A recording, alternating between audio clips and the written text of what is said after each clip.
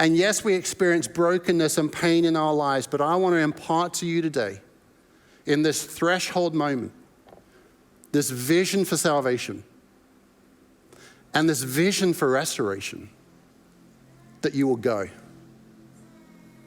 That you will go. It's time to press in. It's time to press on. God has always caused it to be to where we become the ones that are the healers, become the storytellers. The healed become the healers. The hope-filled become the hope givers. That we make a difference. The revival of the church, and I believe that God has spoken the word revival into your church for this year, and the revival of the church always precedes the awakening of a city. Let me say it to you again, the revival of the church always precedes the awakening of the city.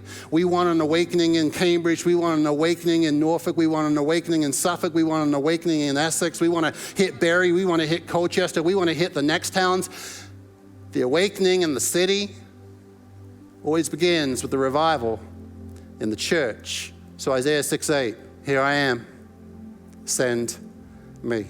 Examine your life. What are you really living for? Turn the television off. Do yourself a favor and do your family a favor and turn off your social media account for a month. Take a time to pray. Prayer walk.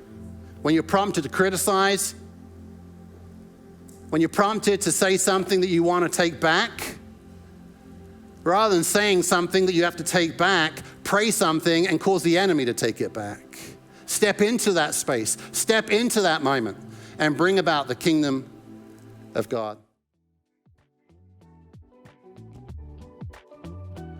If you enjoyed this video today, why don't you click subscribe and click on that notification bell to get a notification the next time we upload a video.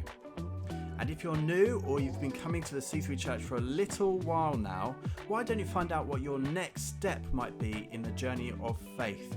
Click on the next step link in the description below to find out what your next step in your journey might be.